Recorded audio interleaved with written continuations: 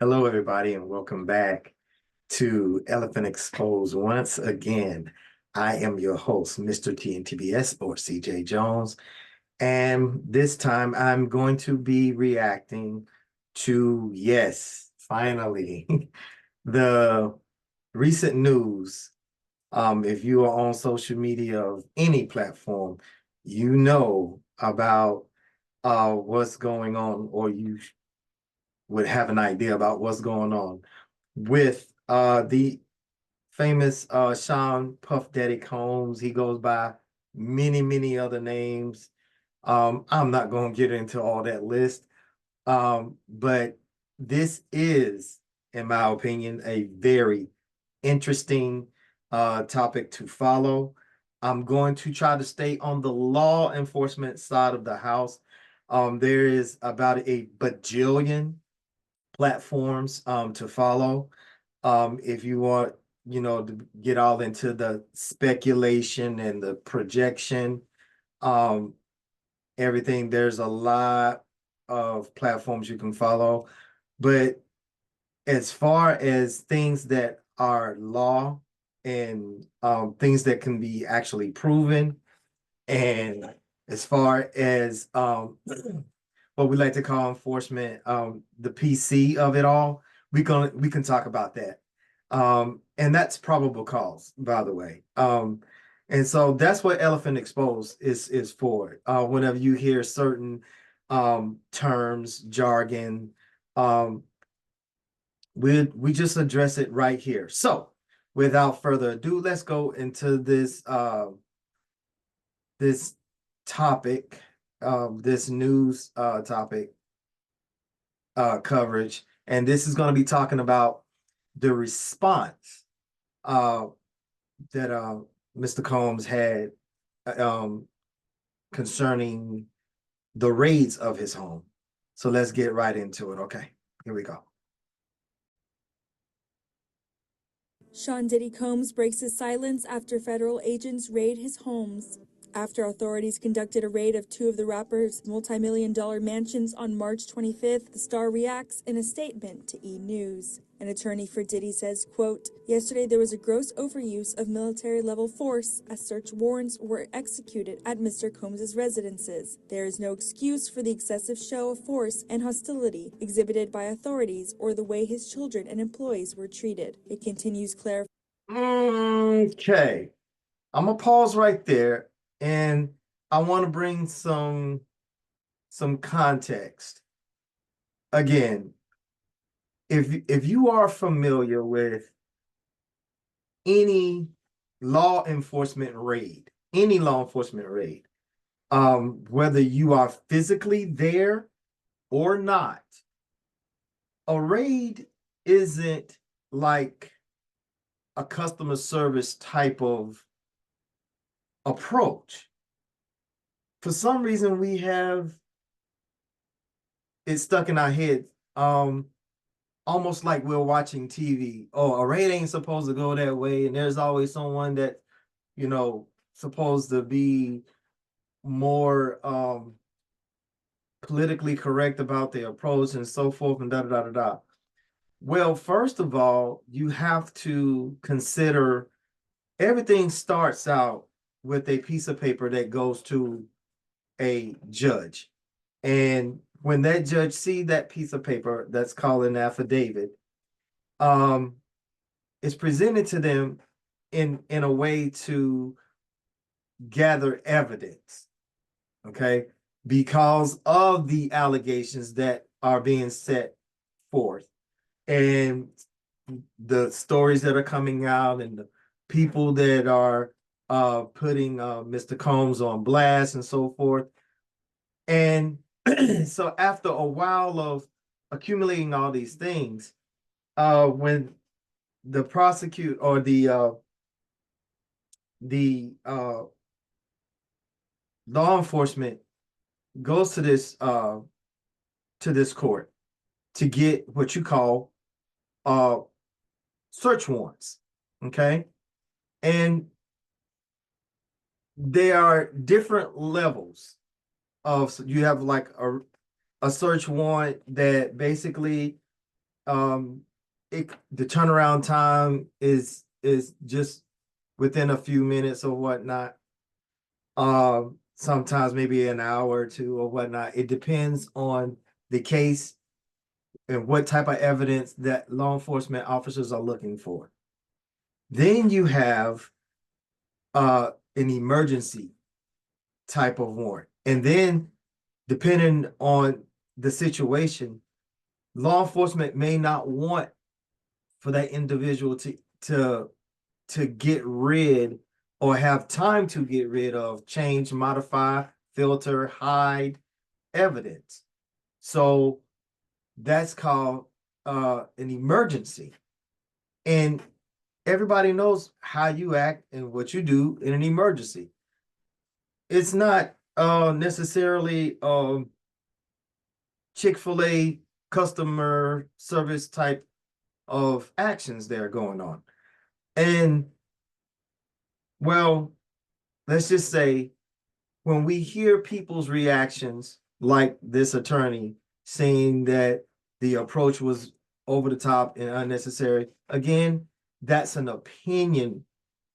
And from what we were able to see, no one was physically hurt, even though we are able to see some of the raids that took place and the different homes. Nobody as of yet had said anything about even when his children got arrested, that they were hurt and abused in any kind of way. Now, if they were, it did not hit my ears as of yet. But let's go ahead and continue on with the news.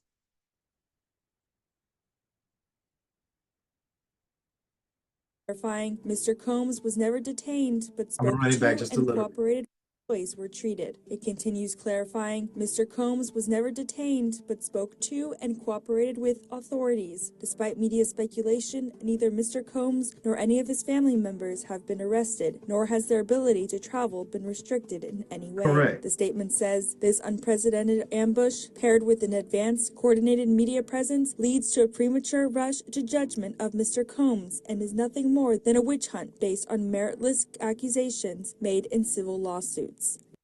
So if you followed me talking about R. Kelly situation, same rules apply, guys. Same rules apply. Everyone, no matter what the situation is, until you are adjudicated, until you have been ran through the court system, so to speak, okay, until you have had your day in court to face your accusers about the allegations. Okay, what are you being accused of? You are presumed innocent until you are proven in a court of law guilty of said charges, of said accusations. This is why when we do things like this, we as podcasters, news people, everything, you have to be very careful. You have to be very, very careful as to what you say, because hundreds, if not thousands of people are leaning and depending on you to be as accurate and as correct as possible. Try to, I mean, unless you are in the entertainment side of the house, and then that's something else. But even then, you have to be careful with deprivation of character. So until Mr. Combs is actually faced with his court date, he is presumed innocent of anything at this point. At this point, he is presumed innocent. I've seen on other news outlets and platforms that certain physical evidence have already been gathered, and certain celebrities have already they have distanced themselves. People like Usher, L.A. Reid, Justin Bieber, just to name a few off the top of my head, that have actually made their interviews and stuff already and have spoken their opinions and stuff. Again, all this stuff, you have to be able to take it into a court. It has to be translated, okay, into evidence presented in a court, and then it has to be proven. I am by no means am saying that Mr. Combs is exonerated. Oh, no, no, sir. I am not saying that. I am saying that on the law enforcement side of the house, all personal feelings have to be set to the side. And so this thing, all these raids was about gathering evidence, physical evidence. Remember, like I said, if you follow me, I will always say this. It is about things that can be proven. So let's go ahead and continue on with the news. There has been no finding of criminal or civil liability with any of these allegations. Mr. Combs is innocent and will continue to fight every single day to clear his name. E! News has reached out to the Department of Homeland Security for a response to Diddy's allegations and has not yet heard back. It comes as federal authorities from Homeland Security executed search warrants ordered by the Southern District of New York at Sean's home in Los Angeles, as well as at a Miami property belonging to the music mogul. A source familiar with the investigation tells NBC News the inspection of the properties may be connected to a federal investigation related to allegations of sex trafficking, sexual assault, and the solicitation and distribution of illegal narcotics and firearms, after 3 lawsuits were filed against a 54-year-old back in November. Since the investigation started, 3 women and a man have been interviewed in Manhattan about the accusations, and 3 more interviews have been scheduled according to the source. Diddy denied the accusations last year, with a spokesperson telling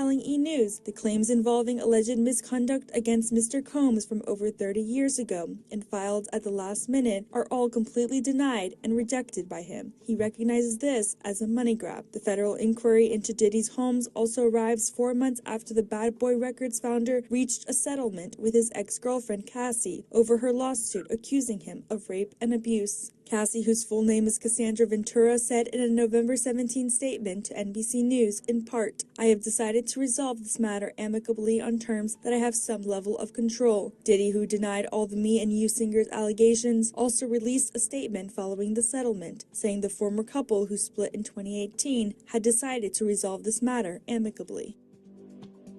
Okay. So amicably, that's just saying that we just did it peacefully. Because Sean has the money. And that's what happens in the world of the rich and powerful. I mean, just to be completely 100. When you have the money, you have the means, then, you know, a lot of these cases get settled out of court and so forth, and to never be brought up again. But now, you know, we living in a different time frame now, to where now even the most powerful people, or the most people that you think that are untouchable, are starting to be touched. And that's what seems like is happening here with our good friend Mr. Sean Puff Daddy Combs. Again, I am by no means am trying to speak on anything of his cases. As we all just saw and heard, he has a litany of charges and accusations that's coming his way. But one thing I can say is not a good look. It's not a good look to have cases settled, and especially as quickly as they settled as well. I remember back in the day when we were talking about Michael Jackson. He happened to be one of those ones that he was being told by his attorneys, you know, just settle, you know, you don't want this to stain you and so forth. And the public just ran the dog on Mr. Michael Jackson because of him settling. So in these cases, in a sense, you're kind of like in a very tight spot. old school, there was an old school saying that I'm stuck between a rock and a hard place. And that's where these entertainers are right now. Um, and it's going to be interesting, to say the least, to see what these outcomes are going to be like. Because there ain't no telling, you know. Sometimes you see these people, they end up uh coming out on top, and then other times not so much. So we're definitely going to keep our eye on this. Stay with us with Elephant Exposed. Again, um, as soon as I know something, you will know something, and you will get my reaction from it.